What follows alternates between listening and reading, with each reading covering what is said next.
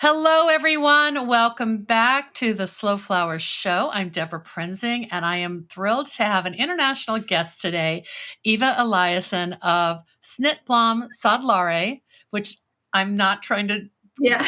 show off my great Swedish language, but it translates as Cut Flower Association of Sweden, I believe. And Eva, hi, it's so good to see you, and thank you for joining me.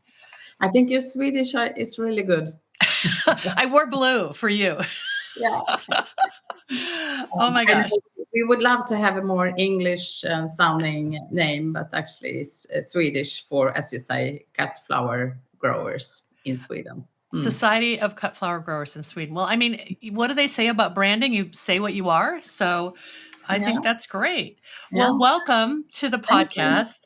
It's been so great to get to know you. Kind of just virtually, you were in the US visiting family and you reached out earlier this year. We had a really lovely Zoom conversation, and that just led to many other ideas, brainstorming, and I just want to announce here today that Snittblomsodlare,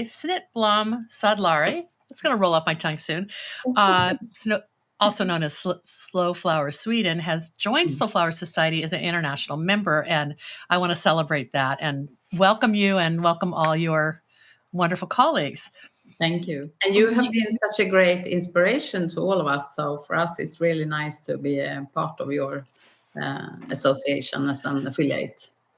Oh, thank you so much. I will just pause and say you recently had a large fall meeting or conference, I guess.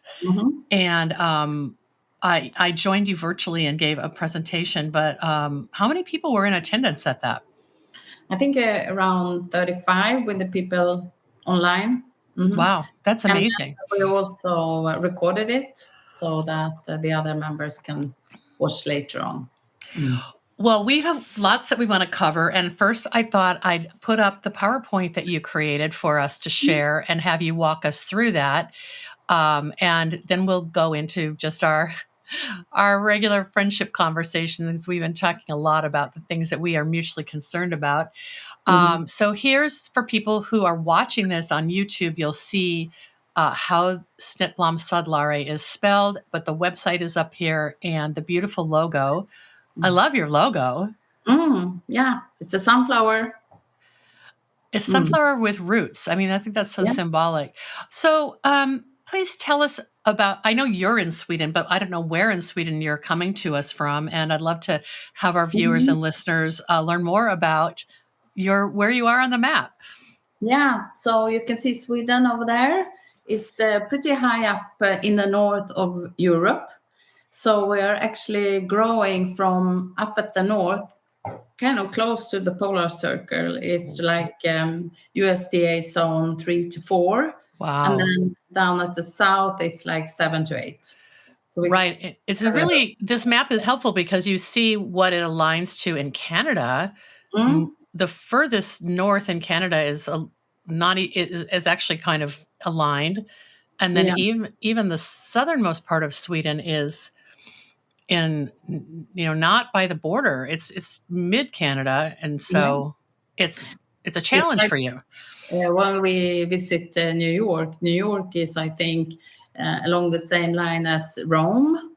And to Rome, that's quite a bit to go. So, yeah, we're very far up north. And we are a rather big to the surface country with a small population. So 10.5 million inhabitants, which would be like many cities in US have more inhabitants than that, I guess.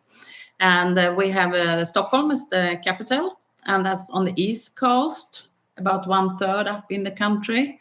And what else? I mean, this is going to go live on the 10th of December, so I thought it could be nice for you to know it's the home of the Nobel Prize. Yes. And actually the 10th of December is the day when that is celebrated with I didn't realize that. That's exciting. This is bigger news though. Talking to you is bigger news.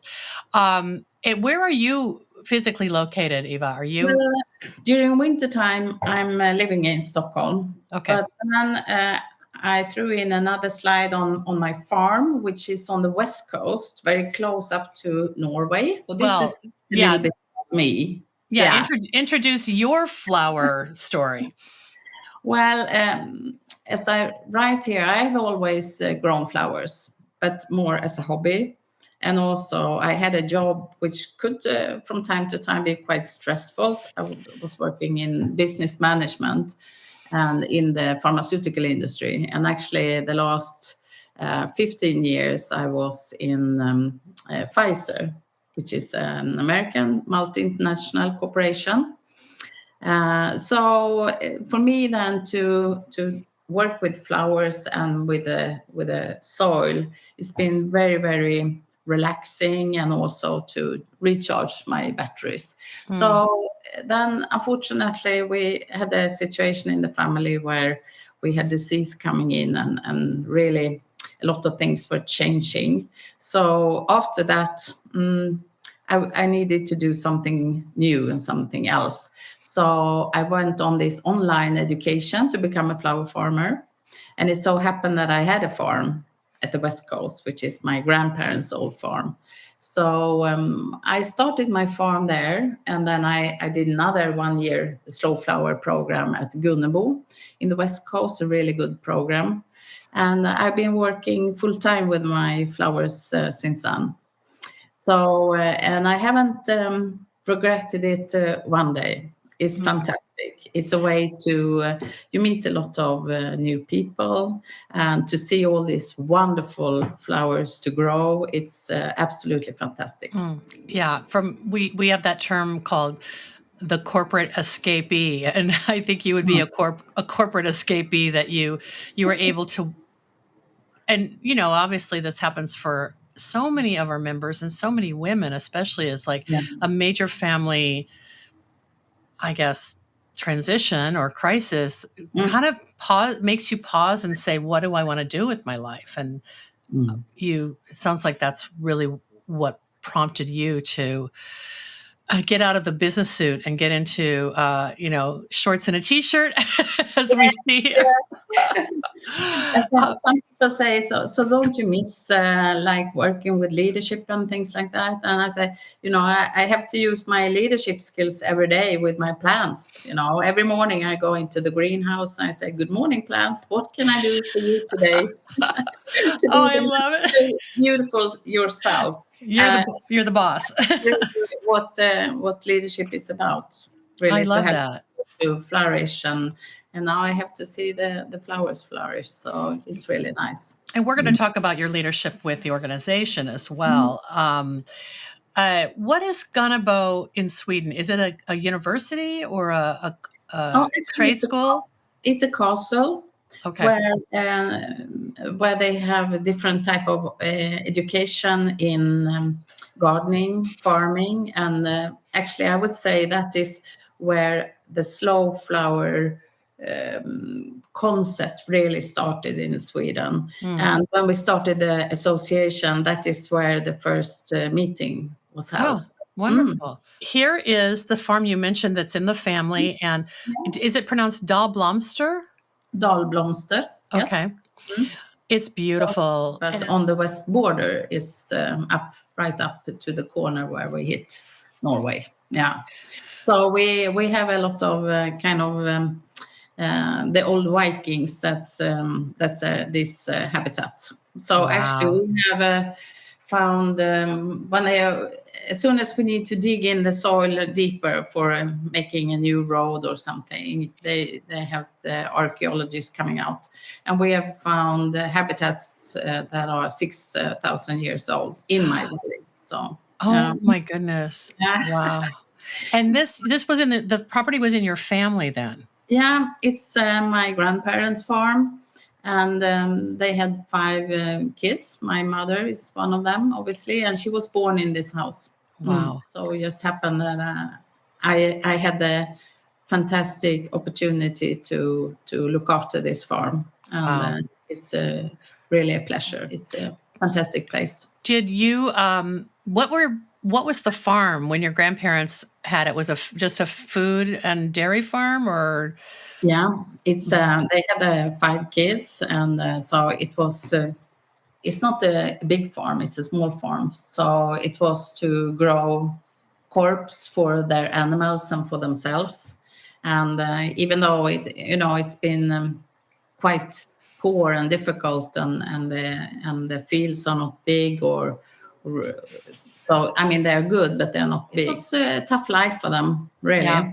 But my grandmother, she actually she had been to America when she was young, and she has been there a couple of times actually, and she was married there, but her husband died, so she had to move back to Sweden. But she had some really, I mean, she had American traditions, and she loved flowers. So I can see pictures from way back, like in the 30s. She had a lot of dahlias. Oh my goodness. So yeah, so I'm grown up with all her, with loads of dahlias, and that was not so common at that point. I would imagine. Well, you say on here that you produce about 40,000 stems per season, and this slide just is a great example of how lush and productive it is. Yeah.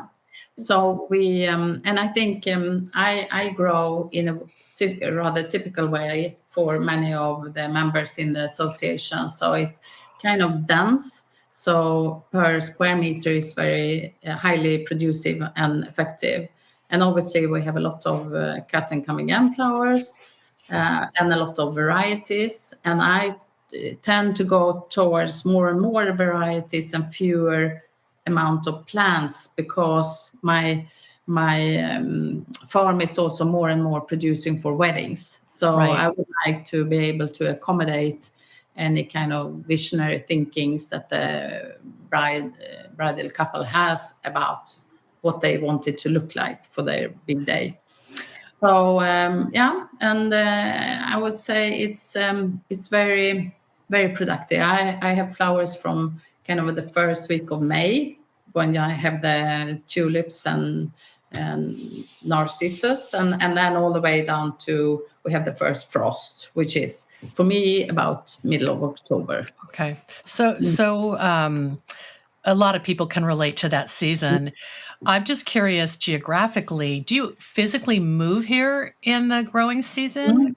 Really. In Stockholm, this is obviously where I had my, if you say, my previous life before being a flower farmer. So I had my kids here and my grandchildren and so on. And during winter, when everything is kind of frozen here, and it becomes very dark in the valley, for me, it's lovely to go back to Stockholm.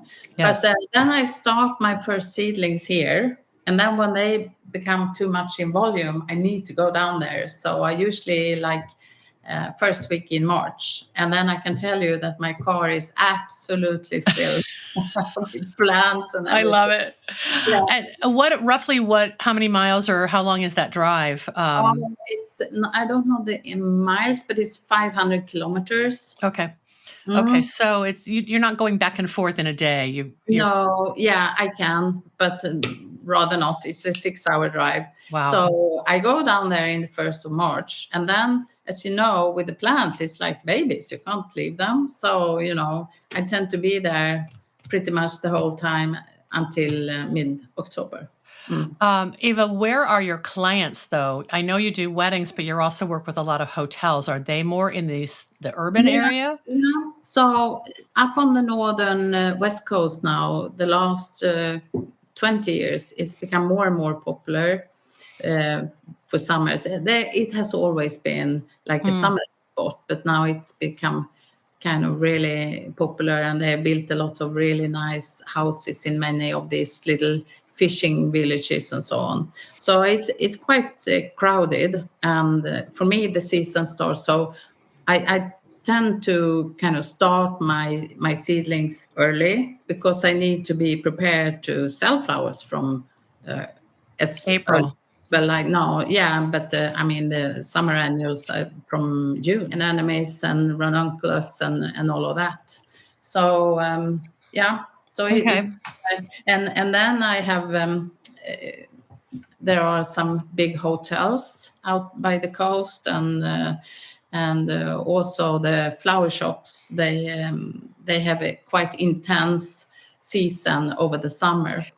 So So you're supplying people close to where the farm is, and not making a 6-hour drive to deliver to Stockholm. Okay, that makes sense, because it's underscores the whole benefit of local flowers is that you're going to where the consumer is, or the market is. Yeah, we do have a quite interesting initiative that has started. A couple of members in the association, they have gone together down in Gothenburg, and they have rented a place where you have all these like big flower distributors, and every week they have sold local flowers. So they are, I think, 7 or 8 who are gone together. So we just had a report in the association of their work, and key learnings for next season and so on. And I definitely think that they are onto something. So we will be able to maybe drive like an hour and a half, and also collect from each other on the way and so on, and be able to sell that way. Because what I will say is that a challenge we have is that the distribution system is not really set up for us, of course. We would need to be really successful in the future to have a good local distribution. Right. Well, let's go on to talk about sort of the association. And I failed to say you are the chairwoman of the association currently. And maybe, what you guys have accomplished in 5 years, maybe 6 seasons, is so impressive. And would love to have you walk us through, what is happening in the country, in the market, with the consumer base, professional florists and home flower lovers alike. Okay, so we started the organization in 2020, as I said, with this meeting at the Gunnebo Castle, and I think they were about 15 or 16 growers who came together.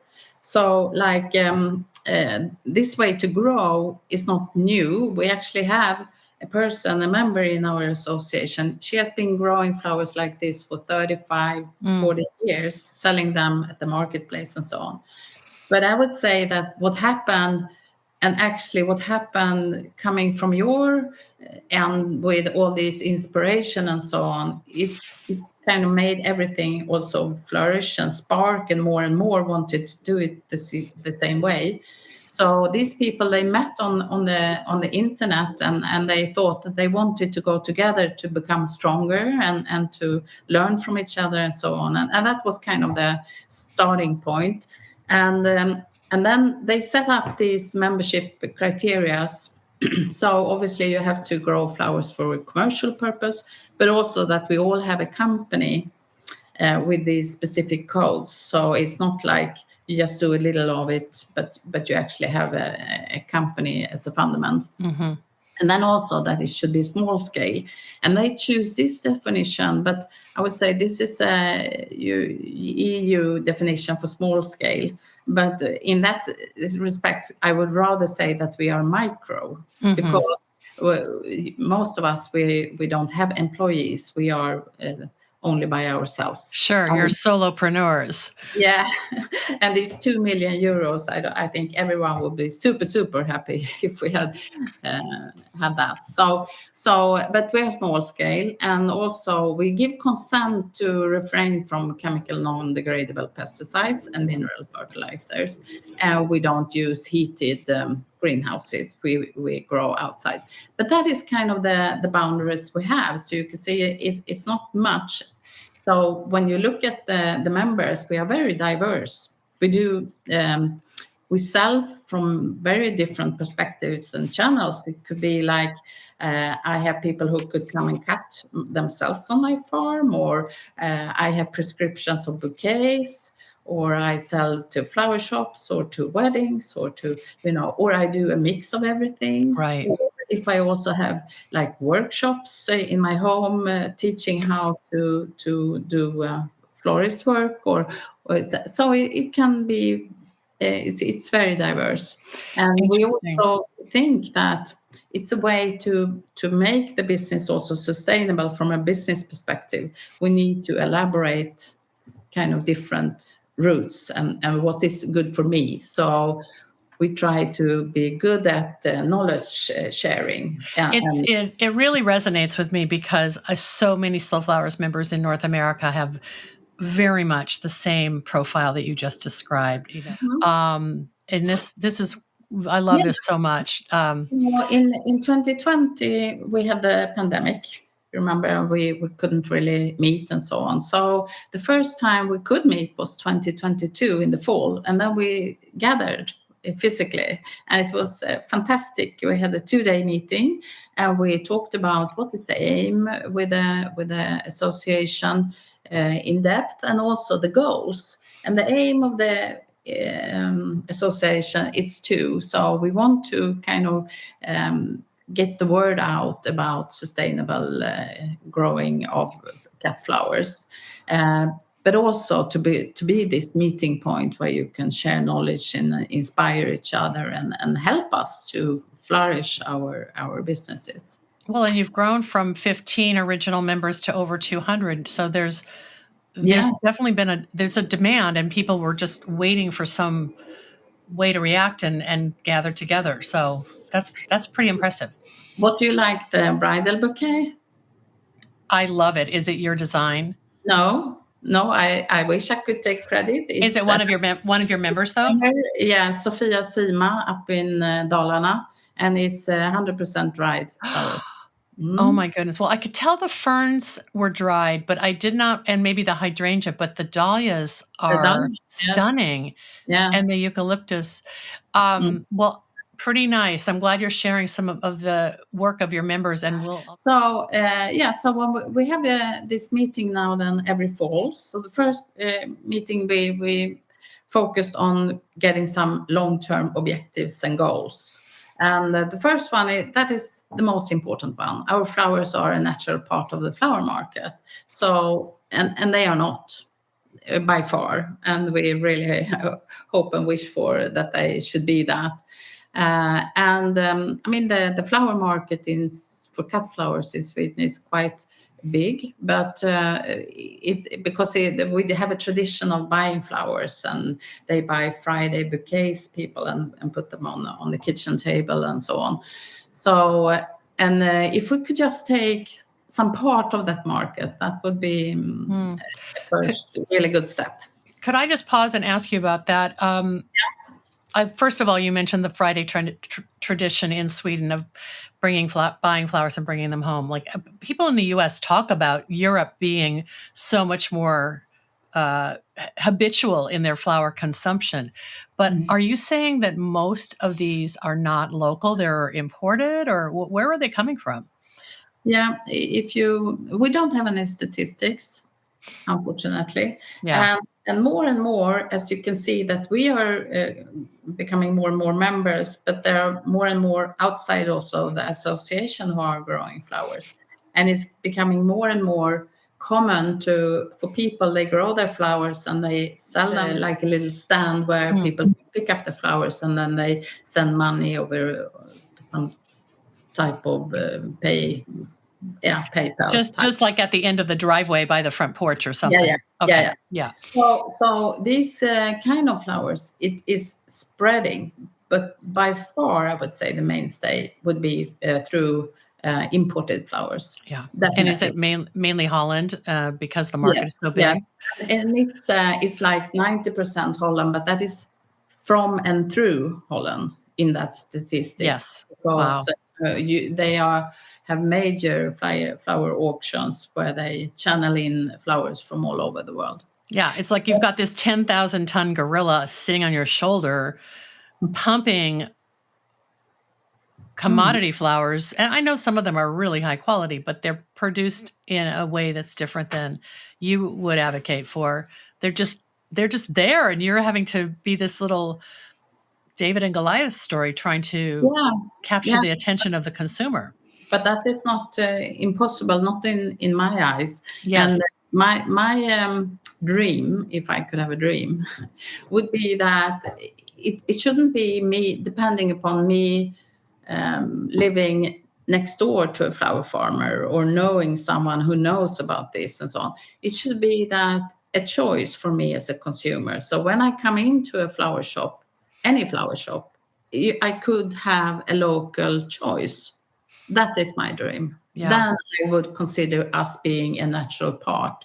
I don't think we should ever think that it should be 100% locally grown. That is not, I think, to be realistic. But at least that should be a choice. And I mean, the customers, when they start to get to know our flowers, I mean, they love it. They love them because they are so fantastic. I couldn't agree more. And let's just go through the other 3 points here, and then we want to be professionals with a high expertise. So in the association, competence and development of competence is absolutely key. We don't have a certification at this point, but we have been looking into it, and maybe in a couple of years' time or something. And we are thinking now, how can we help on the way? Could we do some sort of self-scoring where I can see where do I need to fill up with more knowledge and where can I find that knowledge in books or pods or, education. So, and then, of course, we try to reach out with this message into the society, and also that we promote different type of businesses in order to be successful and how we can do that. So we network a lot. I love it. I love it. And the photo on the bottom right, is that from one of the most recent last year? That's last year's meeting. All the members, they have a farm where they grow other things as well as flowers. But otherwise, of course, a majority, as you can see, we are women. Yeah, so it's very similar to my experience as well. All right. Well, you just had your conference, and you've been doing some forecasting on what is to come. So I mean, we call this flowers of the future. I really think so. There are so many positive things with this, and you can read for yourself. Of course, the reduced climate footprint is extremely important, but there are so many others. It's like we are creating kind of new cultural rooms in the landscape. So, and many of our members, they also are opening for visits or to come and pick your flowers or to come and have a coffee. And I mean, that this creates environments that are so appreciated and people feel good, and it's almost like they have it as a Sunday visit. So it's really nice. And that also goes into this with the harmony with nature and its season. So we talked a bit previously, you and I, about this with the green rehabilitation. I'm so fascinated by this green rehabilitation program. You want to mention what some of your members are doing? Well, some of them are kind of interested in that and working with that, but also it's something that is they educate about that in when they have educations for kind of nurses and also gardenings and so on. Then the green rehab is a specific course that they so it's accepted, and it's a lot of regions in the country who provides this. So there is a commitment, I think, to the acceptance of the nature and that to be a very strong and positive force, and that is for people with the stress diseases or depressions or other problems. It's like a therapeutic practice to go spend time in nature. Yeah. That like a healthcare provider would prescribe to someone, right? Yeah. Wow. It makes me think of that whole practice you read about in Japan called forest bathing, or, people go spend time bathing is obviously a metaphor, but you go spend time in nature to get away from the stress of society. And it sounds like that's what green rehabilitation is. It's not just like plants and growing. It could be like related to animals also. So But what they do know is that it doesn't really work if you are not interested in kind of growing and cultivation. But if you have that interest and you have stress-related problems, it can be very beneficial for you to be able to be in that environment and do different things. Yeah. Fascinating. Yeah. Okay. And here are some of the things that, we've talked about your aspirations, but I think you're also aware of what the challenges are to tackle and overcome. Yeah, so we have a low awareness of the possibility to grow cut flowers locally. Still, a lot of people will say, "What? Can you grow all these flowers in Sweden and in our cold climate and so on?" So we have a massive task here, and that is a task that unfortunately is too big for us as a small association. I mean, it would require a lot of money to make a nationwide campaign. So we try to do it the guerrilla way. We work where we stand and we talk to everyone all the time and so on. But so that is a problem. But also the fact that not many people are aware of the problems with imported flowers. Right. So if I say to someone, "Is it bad for the environment to fly?" Almost everyone would say yes. Right. And if I say, "Is it bad for the environment to go on a ferry?" Maybe half would say, "Yeah, probably is." But then when you talk about flowers, they would say, "Oh, flowers are nice." No. Right. It's like this complete disconnect because the industry doesn't really want that information out there. They want people to just think flowers miraculously show up at the supermarket, right? And there are some, I would say, good information around, but it's not getting spread. So, and then as we touched upon previously, the support and regulation is for large scale. And when it comes to farming, we are not talking small scale. The development has been into large scale. So like if you want funding for tunnels, if you want to buy tunnels for 300,000 Swedish crowns, like $30,000, who would need that? I mean, we don't. So right. And when it comes to statistics and so on, they have the cutoff if you grow on more than 2,500 square meters. This is huge. So, I mean, you kind of go under the radar all the time because everything is set up for this large scale. And then, as I said, we don't really have a good platform for buyer and seller to meet, which would be good. But we also have some possibilities. And as I said, I mean, the customers, they really love the look and feel of our flowers. And you don't hear anyone who are disappointed with them. They are surprised and they are like, they love them. I love it. So that is I would say, the strongest thing for the future. And then also that there are an increasing interest to grow flowers professionally. So we have more members coming in. And for everyone that starts to grow, they will sell their flowers and they will start to talk about it. And we would need to be many, many growers to fill if the demand increases, which we hope it will do. And then also we actually, in these gardening programs, education programs, the people going there, they started to ask the teachers we want to know how to grow flowers and these specific topics and so on. So the people from that school, they contacted us and said, "We think we need to have an education for that in Sweden." And we said, definitely, why not? So actually they did that. And what you call it, applied science? Yeah. Education for applied science. And so the government funded the first one, 16, going to be 16 students. And we had 50 who has applied.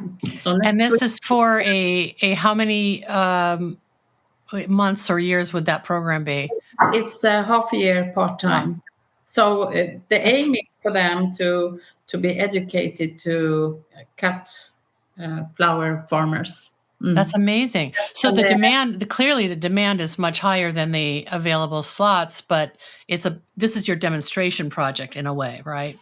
Yeah. And then, so they have already started thinking about maybe kind of a next step or something. Yeah. So, and the aim of this education is it's not like this is how you grow a plant, because you're supposed to know that it's product efficiency and also sustainable business management in I order love it. to make it successful. So I think it's super good, really good. And then actually the politicians start to become interested in this. So last week we were invited. I went to the parliament to talk to the largest party we have in Sweden. The members on the Environment and Agricultural Committee, they wanted to know about this. So we talked for an hour, and one of the members, he said, like, there is nothing negative with this at all, are there? And I said, no. Oh And my goodness. why didn't we know about this? And you're like, by the way, do you need flowers for your next event? And they should be grown in Sweden, for goodness sakes. You're investing your time, or you and some other of the members are going to have these conversations just to start educating, and maybe it will lead to something more, or... Yeah. The woman who invited me, she said that, okay, thank you, this was really helpful, and now we will bring this up on the floor in the chamber, and when we do, we are going to tag you so you will know. Love it. So we'll see.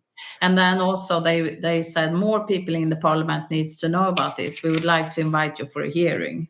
Oh my goodness. We're going to be there as a little, drip drop. The advocate. But don't you feel that when those hearings happen, then the local media or the national media will also become aware and perhaps write a story about what you're doing? Maybe not. Okay. Then it's more when we do something which is a consumer. When we go to exhibitions, for instance, like we had the first, as I said, the last thing here, the dried flowers are becoming trendy. So on the big gardening, the consumer gardening exhibition this spring, we had the first for Sweden ever, I don't know if there's been anyone else, a florist competition live on stage in this garden exhibition with 100% dried flowers. Wow. Yeah. And I think it's more things like that that will catch the eye of the media. I want to pop up the your website and let people know the Snittblomsodlare website can be translated into English. Obviously, originally is in Swedish, but I've selected English, so it's very easy to navigate this and read about all the activities you're doing. This is when the consumer comes, it says find your grower. So there you have Frida in the middle, and she actually, as you can read, she has a project to make a new sustainable, instead of using oasis flower forms with plastic. Okay. That is a project that she has embarked. Oh, how fascinating. Very interesting. Yes, definitely. Huh. And so these are this is your news articles. And then here, maybe this is a better way to click on find your grower. Here we go. Yeah. And so the members are listed with a hyperlink to their website. So this is a wonderful way for people to find a florist, find a farmer florist, right? Because a lot of you are doing design. Yeah. And then in the left there you have you can choose. So if you want self-picking, for instance. We would look at weddings and take self-picking off. And then again, that's really, when you started your farm, did you think you were going to be doing a lot of weddings, or how did this all emerge? No. I'm a grower, Yeah. But actually the first year I was kind of shocked there were so many flowers. It was just, all these fantastic flowers. So I had to learn how to start to sell them. And also, I had some hotels that I really like, and I think my flowers would fit perfect there. Mm-hmm. So I went to see the manager of the hotel, and I had just kind of, put some flowers together, and I had them on my arm. And I said, "So, do you want to have my flowers?" And he said, "Yeah, of course, I'm going to buy your flowers." "Okay, so can I sell you buckets every week and you can arrange them?" And he said, "No, no, no, no. That will never be done. I want bouquets." Okay, so I started to get nervous. "So how do you want them? Do you want them like this or that?" Or said, "No, like that," he said, and pointed to my arm. And I said, "But this is crazy, He said, "I like crazy." So when people ask you what your aesthetic is, you say it's crazy wild. No, it started crazy. Now, when I look back in my Instagram from the first year, I wouldn't do it like that today. Yeah. And now I've gone a lot of educations, and I've become less crazy, I think. But it's been a fantastic journey, and also I found, or I met a really good, nice florist, a young woman. She's beautiful, really skilled in what she's doing. And she came to my farm, and she was going to have a wedding where they wanted to have locally grown, and they wanted to have the slow flower touch. And to see the joy for her as a florist to go there in my, and one of that and two of those, and she was mixing and matching the colors and everything. And we were in the greenhouse, and she couldn't stop. So we made another one that we then later, gave away on the Instagram, and she made another one. And we started the collaboration, and we had a collaboration for a couple of years. And actually, also, she was a fantastic teacher for me in how to do this job from the beginning. And we did some really kind of interesting weddings. And then, unfortunately, for other reasons, she had to close her flower shop. But I kind of launched you into design then. Yes. Well, this is sort of a teaser for people listening, and that is that Eva has shared a lot of photos with us from a wedding she just designed, and we're going to put those in the show notes so people can see some of the work that you're doing. And it was a bit crazy. Yes, yeah, that was very crazy. But most people who work with flowers rise to the occasion and the challenge, right? Yeah. But I think very much the flowers speak for themselves, and the more they have the ability to shine, they do that. They do their job. You said that to me yesterday when we were talking. You said they're just so beautiful that we don't have to, once people see them, we don't have to convince them of that. No. The flowers do the work. And also, I think the florist, of course, it's a journey for them as well. But when they first have started, I had one florist. She was a bit reluctant. She didn't want to start, but then when she bought a lot the first time, so she bought a couple of buckets. I got the text the same evening. "Eva, it's never been more fun than today to make bouquets." Wow. I love it. I love it. Well, a customer coming in saying, "Oh, I got this bouquet from my husband yesterday. I want to buy exactly the same to give to my friend." So the florist said, "I can't do that, because that was yesterday, and then today maybe they exactly the same every day." Yeah. That's back to the education. So the florist has to feel, I guess, confident to say, I can do the same style, but the flowers may be different. And that's going to be just as special, right? And then to let the flowers lead. Yeah. Yeah, exactly. I love that you have that story about the wild and crazy armload of flowers that became the door opener for your hotel client. Yes.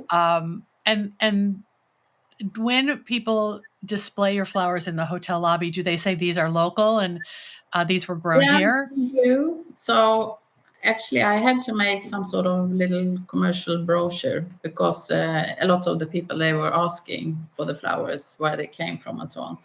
And I think for next year, I'm going to print little ribbons to put in them and so on. I But love it. they have actually been a very good showroom for me. Yeah. Right. And I've had them there for 5 years, so I think they like them. That's exciting. That's great to have a client that loyal to you. And another good thing is that, like, we have talked quite a lot about dried flowers in the association lately because it's a good complement to the fresh flowers and also from a revenue point of view. So what I do with the hotel is that also from a sustainable point of view. So when I leave and I close my farm, I have made dried flowers. I start with to dry flowers early in the summer, and then before I go home, I deliver dried bouquets or dried arrangements or dried clouds in the reception or whatever they want to have, and then they have the flowers until I come back. I love that. And they won't forget you then. Well, I am so inspired talking with you. This has been so much fun. It just makes me want to plan. I've never been to Sweden. I've never really been to Scandinavia, and I would love to. I'd love to meet all your members, and it was so fun to meet them virtually. But if anybody in the Soulflowers world is listening to this or watching this, and you're heading to Sweden, go check the website and see what members are doing. There might be a workshop or a Yes, you yes. pick We do have an activity. event calendar as well. Yes, And also, if you need flowers to someone in Sweden, you can go in there and find a distributor. I love it. I love If you, it. if you come to visit Deborah, you should not come this time of the year. As you can see my window here. This It's time nighttime. you should come maybe in a month where we have a lot of light. Yes, I think that would be so delightful. I would love it. In the meantime, I'll just follow along, and your Instagram is inspiring. And Thank you. when you do the Instagram, do various members do takeovers, or how are you populating that? So we have the Instagram account. We have about 10,000 followers, and we have had, like, every week we have a new member who can show their business and what they do, and also, like, what do we do now. So if you have the account in January, you will also show January. Oh, so it really delivers that local seasonal message. Yes, Yeah. yes, definitely. And then we have, but now we have started to think maybe we have had that for a couple of years. If we could go like Instagram 2.0. So we've had a workforce who has worked with that. So now we are going to start a new new concept. So we will still have some weeks where you have a grower that would do everything, but also we are going to have themes. Great. Likely. So it's going to change a bit, but we think it's a really nice channel to interact with our customers and interested people and so Yeah. on. Yeah. It's a tool to educate for Yeah, sure. definitely. Well, thank you so much. Is there anything that you want to add before we wrap up? And we would like to also thank you, Deborah, for your all your hard work and what you do. Thank you. You're very important, and I used to say when I talk to anyone about the association that we are part of a global movement, because if they think that this is something just in Sweden, it's not. It's something going on. Yeah, and we need to join forces to elevate that Mm. message globally. So I'm delighted that we're doing that, and we'll have other ways to partner with each other. Yeah, In the meantime, have a wonderful holiday, yeah, and the same too. I I'm sure that I mean, I know there's a lot of Christmas traditions in Sweden, and they're probably coming up on the calendar. So have a beautiful time. You too. Okay, I'll see you in the new year. Okay, bye-bye. Thanks a lot. Bye-bye.